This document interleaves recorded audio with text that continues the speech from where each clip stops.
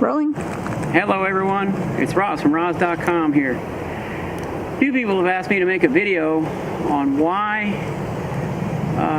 deleting the EGR on a new engine or a newer style engine is so harmful to them. I've had a lot of people come over here or, had their engines done this way. Some places it's legal, some countries it's legal, some countries it's not. I don't make a judgment either way. I don't tell people to do it or not do it, but most time what I find when somebody does something like that to their engine, what was done was quite harmful. And a few people have asked me to explain some of that and why.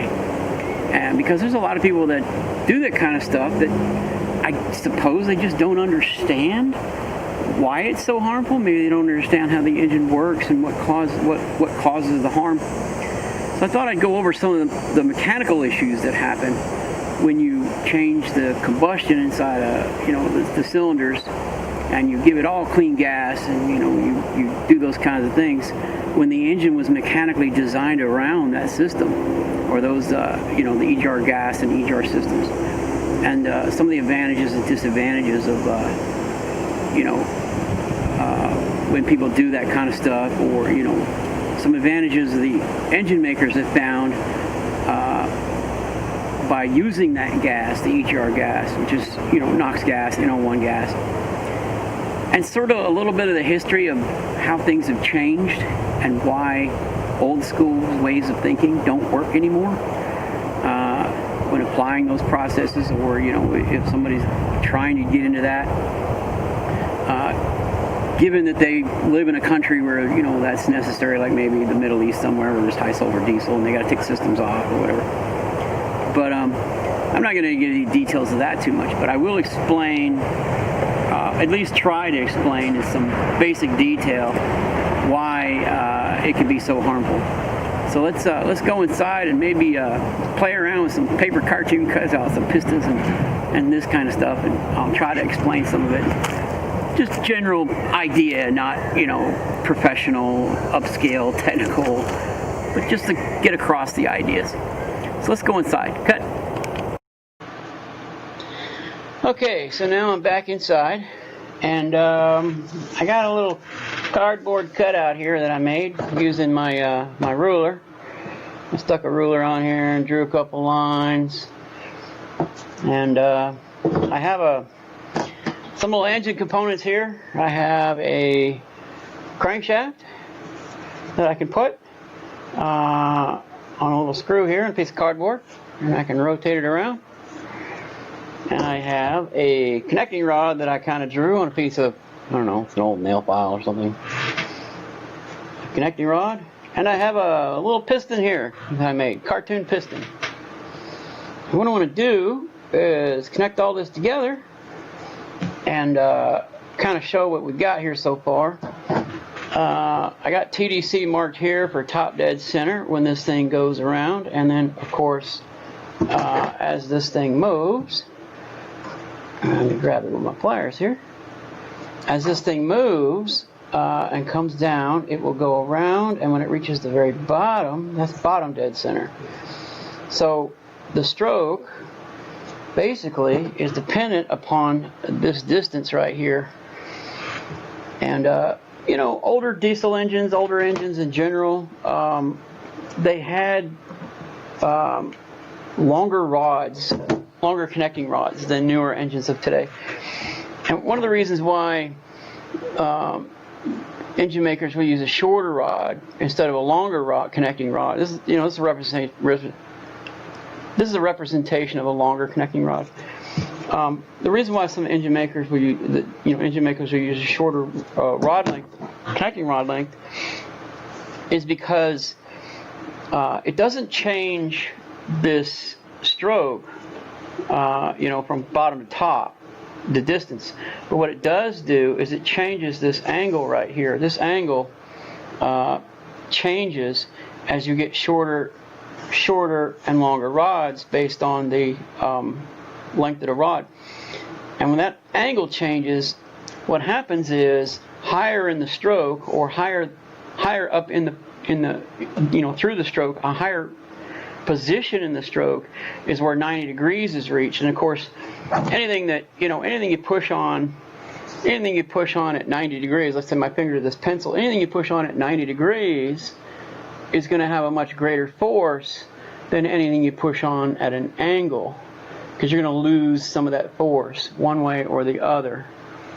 So the optimal is to have the maximum amount of force as high in the stroke as you can get, because the higher in the stroke you can get, which means twisting this whole idea with a shorter and shorter and shorter rod, allows the piston to be higher and higher and higher in the bore, which means more and more and more pressure can be applied to it with less motion. So that becomes more efficient. The engine inherently becomes more efficient. And I'll just show this. Let me grab a piece of paper.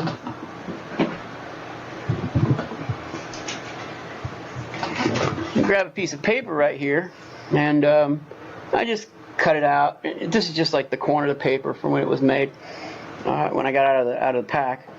And if I connect, and if I push this piece of paper like this, and I grab my piston here so I can move it easily. There we go. If I put this paper up against this point here, which is the connecting rod point, and the wrist pin point, and I just push that up against there and kind of curl it so it stays tight against it, and then I bring this up or down. This point right here, where the paper crosses, is going to be the 90-degree point. So if I move this up or down, we will see where that 90 degrees is reached, where the maximum amount of force or the maximum amount of torque is applied through the combustion stroke of the engine when it ignites. So here it's not quite there yet. So if we move this down, we try to hold this as best we can inside our straight line there at the top, and try to hold that back corner of that paper right about there. Right about, well, let me get centered here. Right about there is where they cross. Right about there. So if I take and mark that with a pencil, which I've done before, which is right there. If I mark that with a pencil, that's a long rod. Okay? And then if I take this long rod out, and I put a short rod in here, I got a really nice short one here compared to the other one. It's not a lot shorter, it's a little bit shorter. And then of course, I keep my top dead center in the same location, which is going to be up there.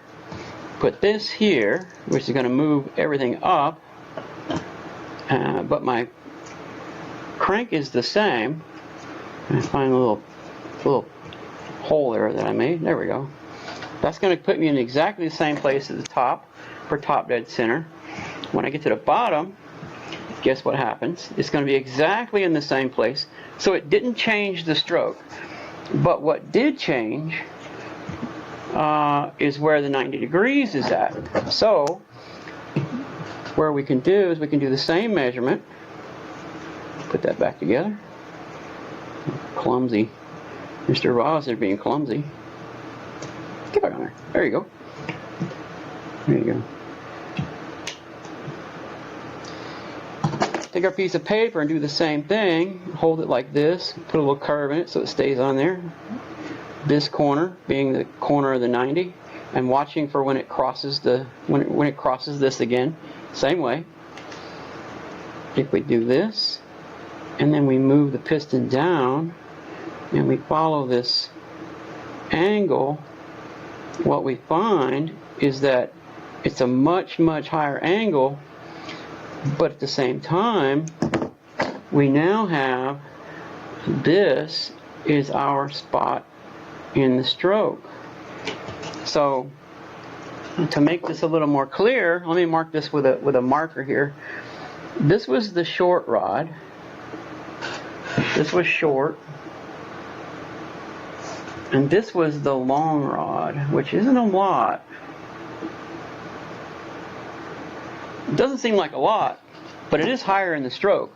So 90 degrees is higher in the stroke, which means that we're applying maximum torque and force from the combustion process, the explosion of the gases, earlier in the entire stroke, which means it becomes more efficient. Well, it doesn't seem like a lot, but it actually is, because when this thing fires, when the cylinder fires and all these gases rapidly expand in here, being that this is the combustion chamber and that's the top of the, being the two sides of the combustion chamber, and the top is the top of the cylinder block, or the bottom of the head, where the valves are. It doesn't usually, by the time your crank gets about 140 degrees or so, you start to lose a lot of your force to drive the crank around. So your gas is pretty much, all the expansion energy is pretty much used up by the time you get to about here. So it's not the entire stroke that you're looking at. It's about, 2/3, a little more than 2/3, between 2/3 and 3/4. So if you take this distance and you were to measure, if you were to take this distance and measure it, and then compare it to this little bit that we gained, what you'll find is that that's, even with this example here, we have a 15 to 20% gain in where it's at in the stroke, and about a 15 or 20% gain in efficiency is what we're going to get. So it's significant. It's a lot. So what has happened over the years is engine makers have gone from long rods to shorter rods to shorter rods to shorter rods to shorter rods to shorter rods, until they're so short, being this representative of that, I guess, until the rod is so short that you get inherent problems in the engine by default. And where those problems set in, we'll go back to the long rod and I'll show this. Where those problems occur is when you have a really long rod like this. We'll go back here to our little cartoony thing. And when we're at the 90-degree point, which we have marked here, which is our lower number, or lower right there. When you're at 90 degrees and you're way out here, the amount of angular thrust, the gases are going to expand in all directions. The sidewalls of the cylinder are not going to let it go in any of these directions. The bottom of the head is not going to let it go in that direction. So the only thing that can move is the piston. So all the force is being applied to the top of the piston, and that's the component that moves with the least amount of resistance. So it gets pushed downwards at that point. But the piston doesn't want to go straight down because of this connecting rod. This connecting rod is going to want to deflect, depending on how much resistance is on the flywheel, whether or not you're in a high gear or a low gear in your vehicle, or whether you're pulling a heavy load, or you're running around with no load. The more load that's on the flywheel, resistance to not wanting to let it go around, the more pressure this rod gets on it, and the more it doesn't want to go down, but it wants to go sideways, and that's called lateral thrust. Some people call it piston slap. Some people call it lateral thrust. Some people call it skirt side loading.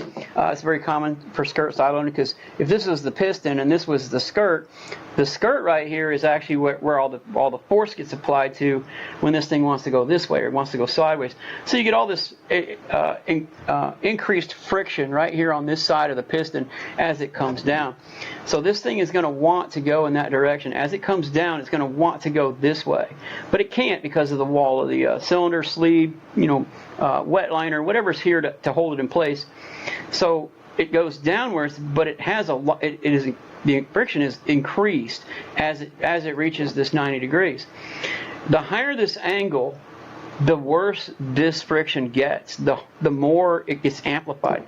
So with a really long rod, you don't really get much friction here. You don't get a lot of side loading. You don't get a lot of lateral thrust. But with a really short rod, yeah, you get efficiency gains in the engine, but it's a trade-off. You start trading off how much efficiency gain versus how much extra friction do I want to make.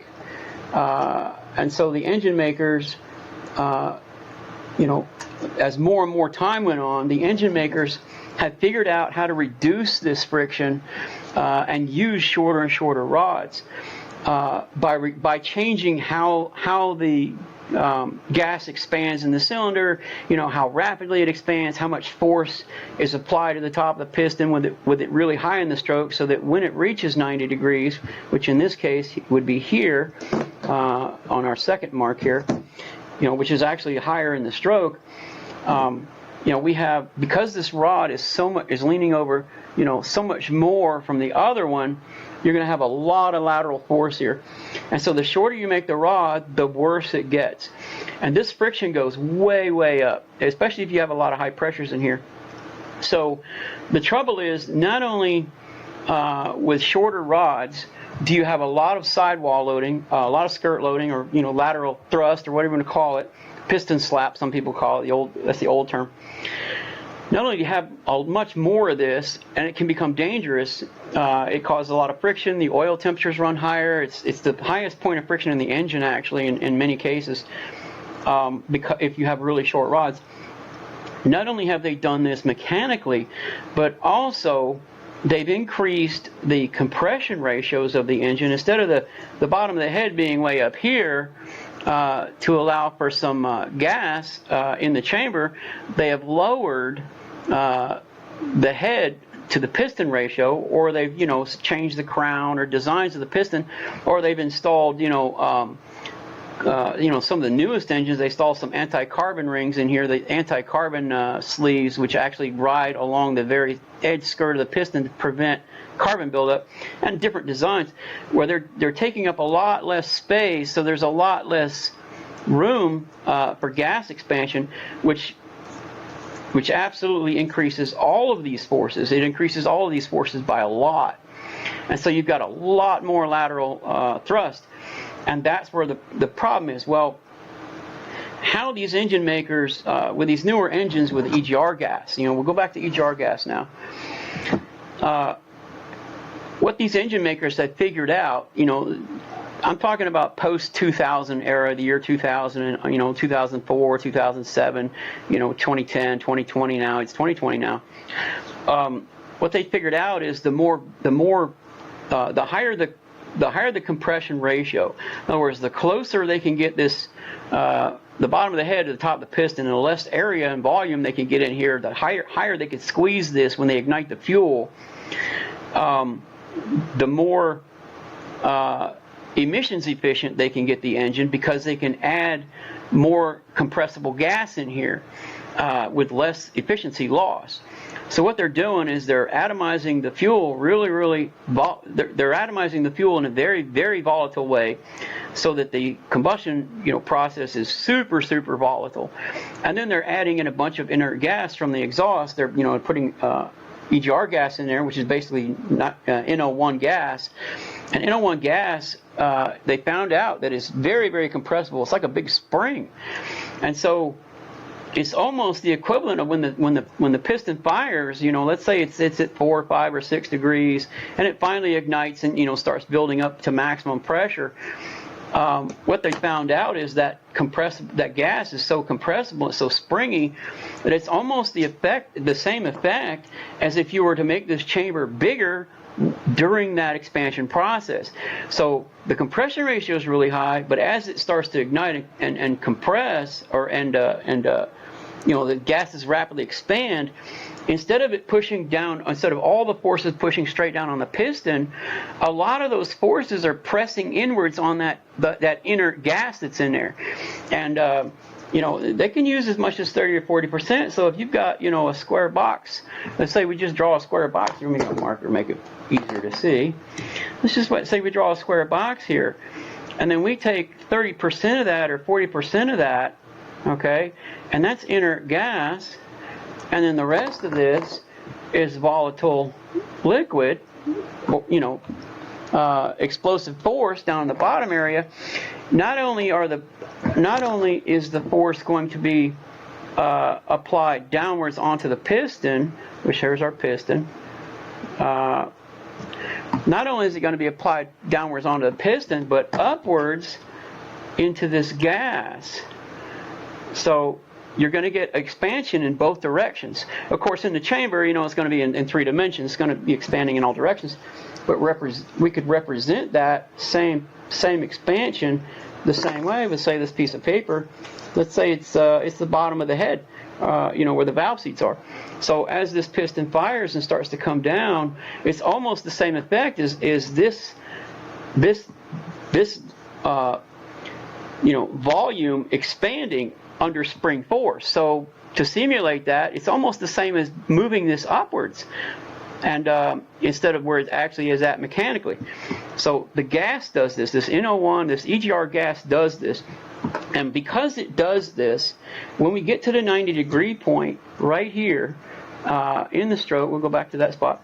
We get to the 90-degree point in the stroke, and this gas has expanded rapidly. All of this extra room is made in the chamber, which significantly reduces the pressure here. And when that pressure is reduced, we get significantly reduced lateral thrust pressure and significantly reduced piston wall friction on the passenger side of the thrust side of the cylinder, which in the case of the ISX, I talk about ISX engines a lot, it would be the passenger side of the engine, looking at it from the front, like downwards from the front of the engine as this thing comes around, because it's going to go clockwise, and then this thing's going to come down and it's going to thrust laterally towards the exhaust side of the engine, or the passenger side of the engine. We're looking at the front of the vehicle or the truck. So that's significantly reduced. Well, inherently, mechanically, the engine really can't handle all the pressure the way it's designed. It's from what all things point to. When these guys try to do these EGR deletes, and delete all this NO1 gas from the chamber or from the combustion process, because you're effectively you're removing this ability for the chamber to expand and absorb a lot of that energy.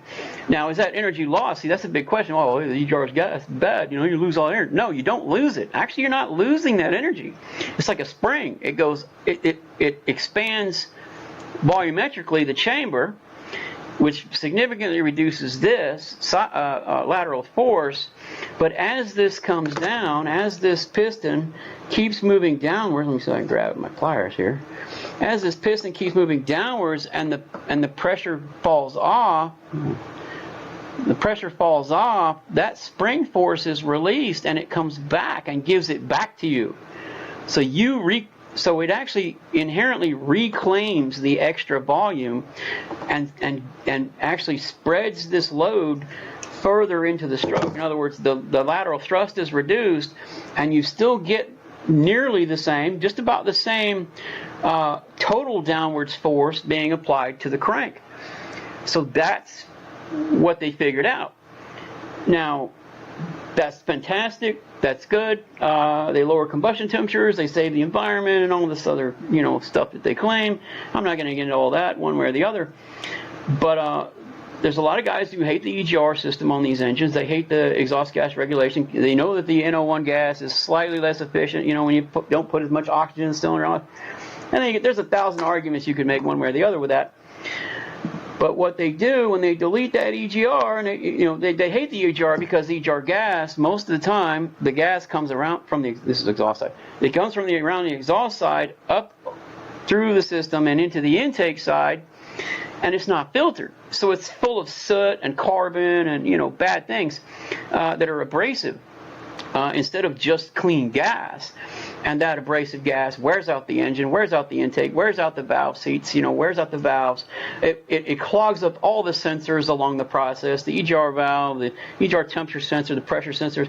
It clogs up. And then the turbo, if you're a turbocharged engine, which most, your newer diesel engines are, the soot goes through the turbocharger, eats up the turbine blades. It clogs up the, if you have a variable geometry turbocharger, it tends to clog up the moving mechanism and wear it out. There's a lot of negatives to EGR gas, and a lot of people really don't like it. And of course, if you live in a country with high sulfur diesel, then you have after treatment systems, and the after treatment systems down in the exhaust, they're not compatible with high sulfur diesel at all. They'll make very harmful gases if high sulfur diesel is put through them, like sulfur dioxide and those kind of things, and you end up with acid rain, you end up with sulfuric acid, and all kinds of stuff. So countries that have a high sulfur diesel, they've got to remove that exhaust system. And also, like I said, a lot of people hate this EGR because it clogs up the system completely. the EGR piping is always getting clogged up. The intake's getting clogged up. The pistons are always getting carbon packed. It accelerates the wear of the piston rings and the liners and the block wall if you don't have liners. It's really problematic, that EGR gas, as far as causing a lot of headaches, constant headaches with the engine and how it runs and this and that. So I don't blame people for doing what they do, but these engines now have been designed around mitigating this lateral thrust, big time. And if you have a wet liner engine, you're going to see the problems right away. Like an ISX, a Cummins ISX, I think the ISC, and there's a few other models that have wet liners. They're a wet liner engine. In other words, this isn't, on both sides of this piston, on either side of this piston, isn't an engine block of thick steel. Okay, all you've got is a pipe. All you've got is just a little bit of metal, because this is nothing but a pipe. It might as well just be a tube. It might as well just be a tube, and the piston's running in it, and it's a thin wall tube. So what happens is, if you have a wet cylinder liner, or a wet liner engine, sorry, this is a pipe, and when you get all this lateral thrust, the pipe literally distorts. It doesn't distort outwards like this. What it does is it wants to distort towards the lateral thrust. So it tends to shift, or even worse, it wants to distort. It wants to bow on that side. It wants to distort outwards as it gets too much pressure applied to it. And of course, if this liner, let's say this is the liner here, this is the bottom of the liner. We do this right here with our marker. Let's say this is the bottom of the liner right here. Okay, and the liner's sitting, and then this is the engine block where it's sitting.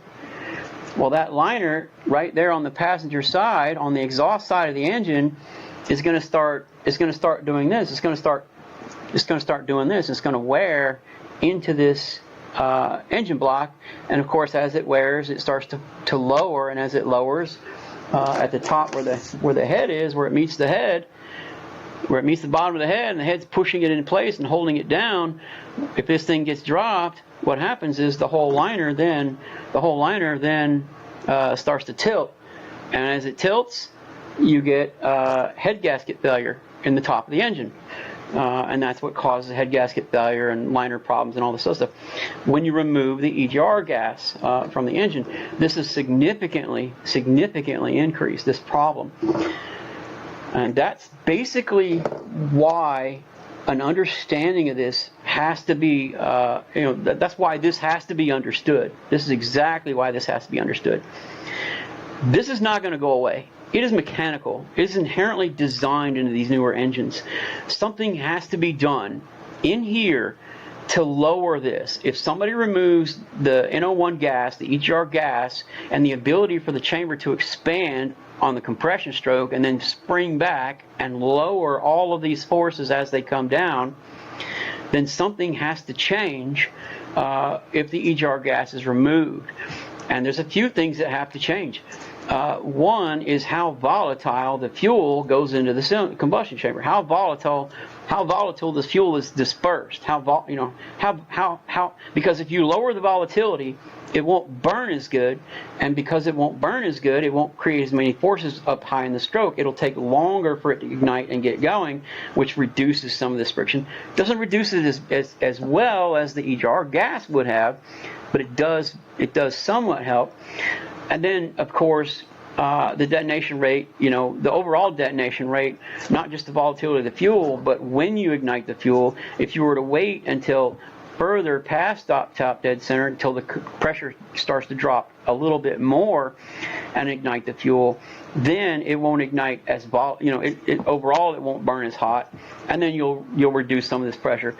But one of the important things to know, though, is a lot of these engines are controlled by multiple injection cycles. They're direct inject. They have injectors in them. They're electronically controlled, and there are multiple pulses of fuel that go in this thing during the combustion stroke.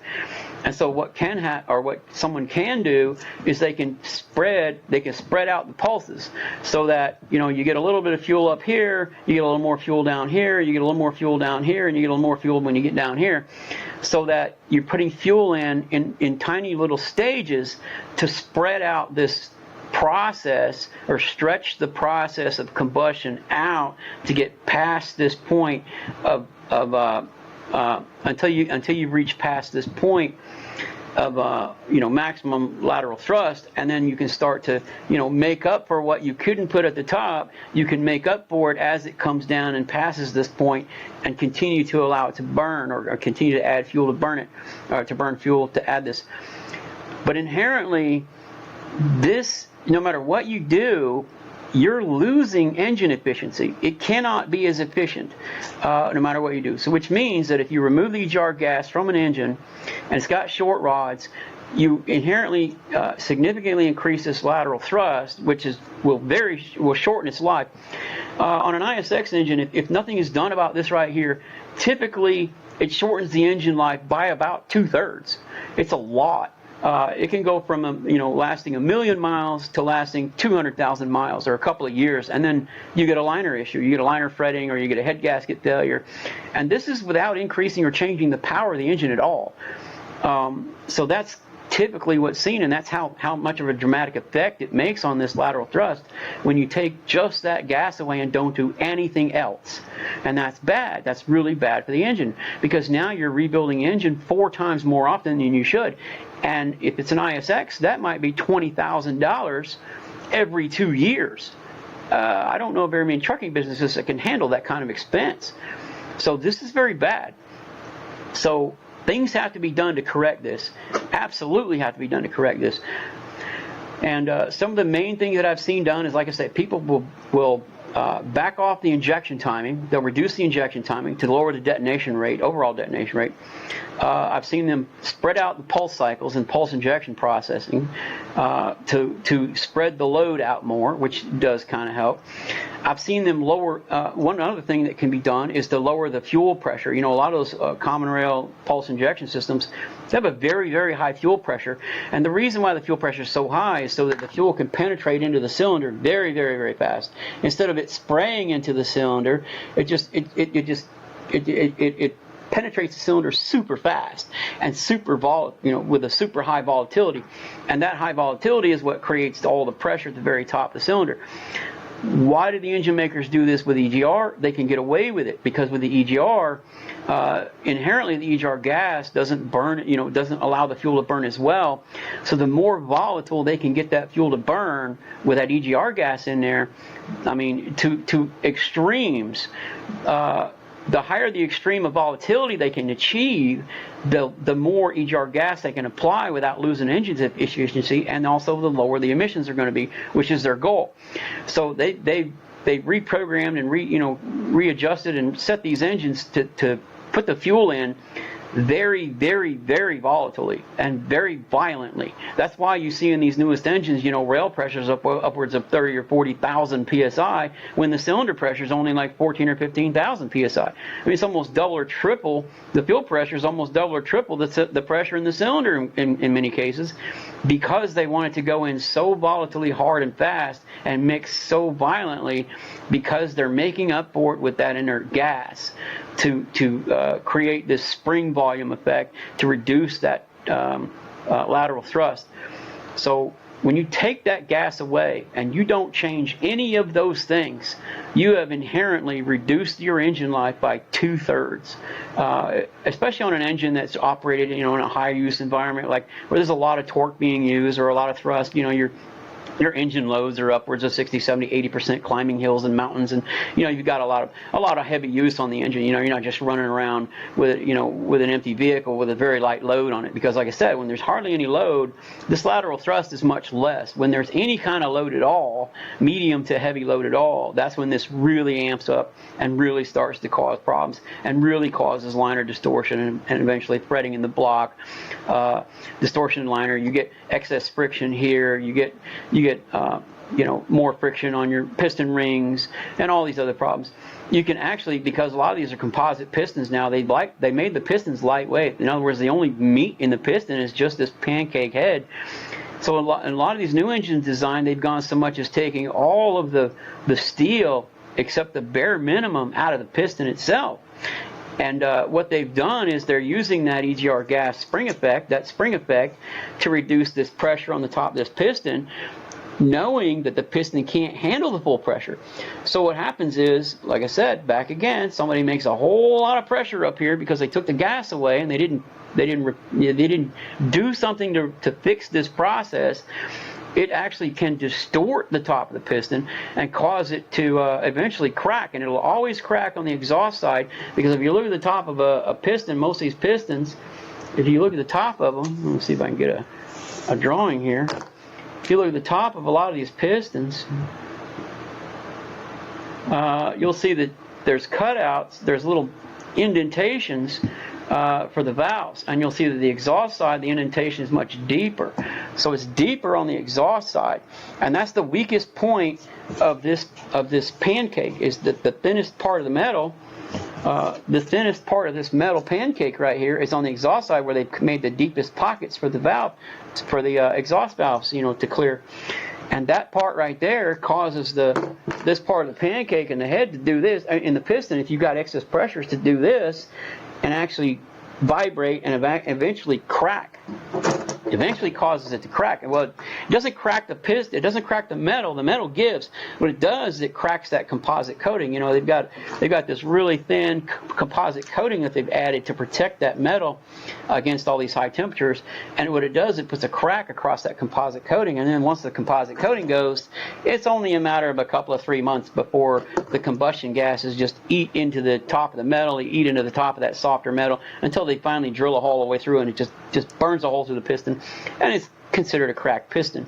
So that's another problem that you see sometimes. It's less prevalent, it's less often, but you do see it quite often, as you get a cracked piston. Cracked pistons can also come from other problems. Even with an EGR engine, you get a cracked piston due to carbon packing and build up and excess friction here, and then you get piston distortion because of excess friction and excess carbon packing around the ring. So cracked piston doesn't mean necessarily that's the only cause, but it is a secondary cause of when you create all this excess lateral forces by simply removing EGR gas from an engine and not making these corrections or doing something to correct this problem. So maybe that helps somebody out there understand that this is one of the very first things that needs to be understood. If somebody's going to delete the EGR on their diesel engine, on their vehicle, how are you going to fix this? And if you're going to be one of those redneck pickup truck guys and say, I'm just going to dump so much fuel in there that it black smokes like crazy, it bellows black smoke out of the exhaust, and that way it don't burn worth of crap, yes, it does kind of work. You'll lower this lateral force. But at what cost? The EGR gas, the problem with the EGR gas to begin with was carbon packing, carbon buildup, excess soot in the oil. So if you're going to smoke this thing out and choke this thing off to where it starts making smoke, and black smoke, you're going to pack the ring, you're going to carbon pack the rings, you're going to cause excess friction on the entire cylinder, you're going to get all that carbon inside in the oil, you're going to cause excess wear and all of these moving parts, just like as if you had the EGR gas, probably worse, because I've seen those things smoke so bad, it's not funny. So it's probably going to be a lot worse than having the EGR gas. So it completely defeats the purpose of removing it, if that makes any sense to anybody. So that's one of the problems. That is not the correct solution. Can it be done and not have all the smoke and carbon and problems? It absolutely can. But like I said, it takes a little bit of thinking. It takes a little bit of understanding. What do I need to lower this without introducing this gas? What do I need to keep this in check? And that's by narrowing the combustion process, because if you take the gas away and you get, some guys will say, hey, I got 2 miles to the gallon fuel mileage increase as soon as I took the gas away. You sure did, but you also sure did shorten the heck out of the life out of your engine right there, because you didn't compensate for it. And yeah, you gained a little bit of fuel mileage, you gained a little bit of money today, so it can cost you $20,000 next year. That ain't no good. That's horrible. It has to be done the right way. You can get some gains, but you can only get so much. You can only take it so far before it becomes extremely harmful again. hope that's all. That's all I got to say about that today, as far as this kind of overview kind of idea. You know, maybe I'll make some other YouTube videos where I actually look at some bad programming, and we take a look and see if anybody's made these corrections in that programming or this and that, because people do send me programs from their deleted engines, you know, where they do the EGR delete and then they reprogram the ECM to accommodate it. In some of these foreign countries and stuff that do have high sulfur diesel, or, you know, there's countries like down in Mexico and places like that where people don't really care, there's no enforcement. I tend to stay away from people here in the States. I don't like doing it here in the States. You know, if somebody sends me a program to look at, I'll look at it, but I'm not going to help them one way or the other, fix it or not. I stay away from that because, you know, it's not really right to do that here. But maybe in the future I'll you know, try to find a program or two I can look at. But that's all I have today on this. Thanks for watching. I hope I didn't put you to sleep, and everybody be safe out there.